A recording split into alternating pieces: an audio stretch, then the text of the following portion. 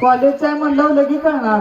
ही विद्यार्थी मराठी शाळेत जायचं पण त्यांना कॉलेजचं पुढलं कळणार आहे.